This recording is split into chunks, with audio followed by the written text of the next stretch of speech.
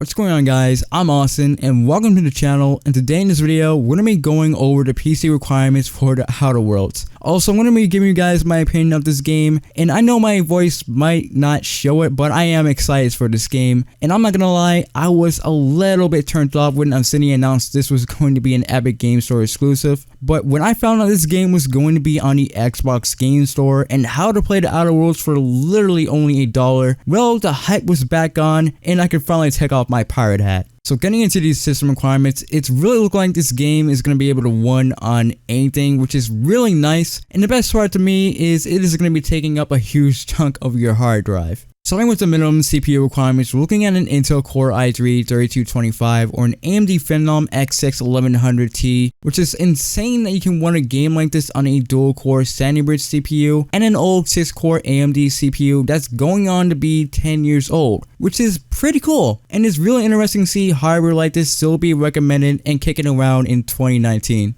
Minimum RAM requirements are 4GB, which is really surprising considering 4GB in modern PC gaming is practically unheard of unless you're playing some indie games, with 16GB becoming the standard, and some games are even starting to recommend 32GB of RAM, which is just insane. And for the minimum GPU requirements, you're gonna need a GTX 650 Ti or an AMD Radeon 7850. Again, really old GPUs that came out when I was about 12 back in 2012, and 7 years later, they're still going pretty strong. Albeit they're at the last legs, but it's cool to see them being able to win games like this in 2019. So those were the minimum requirements. They weren't too bad. Now moving on to the recommended requirements, starting with the CPU, it's pretty demanding. Looking at an i7-7700K and a Ryzen 1600, which is pretty standard as far as recommendations go. But honestly, as long as you have a good i5, a minimum would probably just be like a Sandy Bridge or an Ivy Bridge, or even one of the high-end FX processors like an FX A350. You should be able to game on this pretty okay. I think they recommend these CPUs just to say, or just to try and point out that the more cores and threads your CPU has, the better the Outer Worlds it's bound to run. For the recommended GPU requirements, something I'm betting a lot of you guys were waiting for, it isn't too bad. Honestly, all things considered, I consider them pretty low end. You're looking at an NVIDIA GTX 6GB, which based off of the Steam survey, a lot of you guys happen to own, or an RX 470. Again, not really high-end GPU requirements like a 660 Ti or an RTX card, which is pretty good. I'd say honestly, as long as you have a minimum 700 series NVIDIA GPU or a 300 series AMD card or something that compares to a 1060 6GB or an RX 470, you should be able to play this game no problem at 1080p, 60 FPS at decent settings. And finally, we have the install size, and it's pretty small. It's only 40GB, about the size of Fallout 4 and The Witcher 3.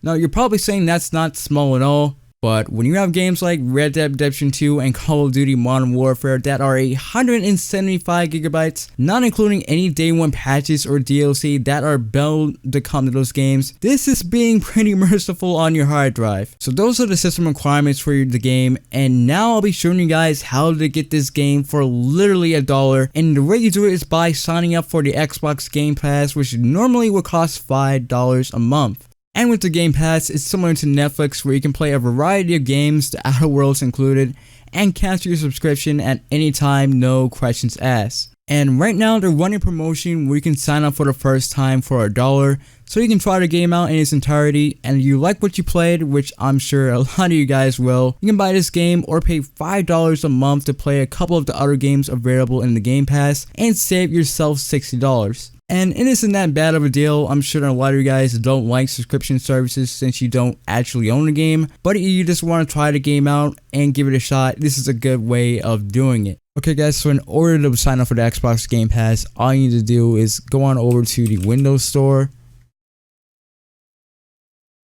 You're going to want to sign into your account or create an account if you haven't done already, and all you want to do is just type in Xbox Game Pass and click on the one that says Xbox Game Pass for PC Beta.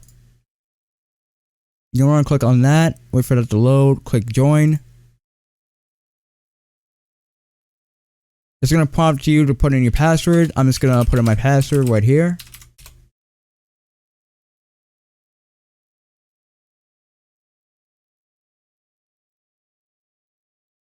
And then it's going to ask you to subscribe to whatever payment information that you gave them. I'm just going to click on subscribe.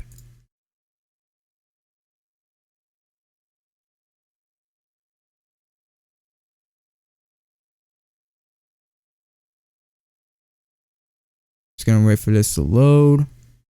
Going to load some more. And there you go, guys. And if you want to cancel it, click manage.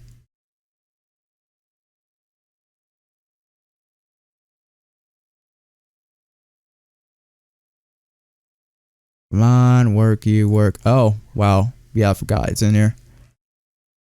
Want to hit sign in.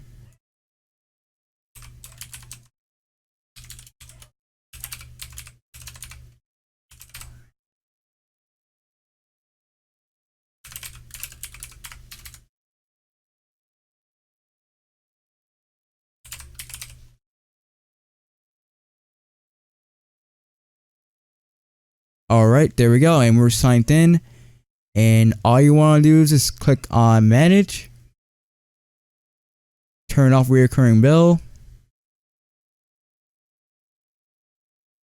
November 21st. Confirm cancellation.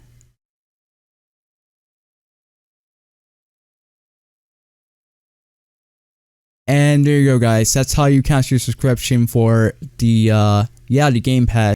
Alright, guys, but we aren't done yet. All you need to do is head back over to the Microsoft Store, click search, type in Xbox Beta, hit enter, click on the Xbox logo. You're gonna want to hit install and then launch this.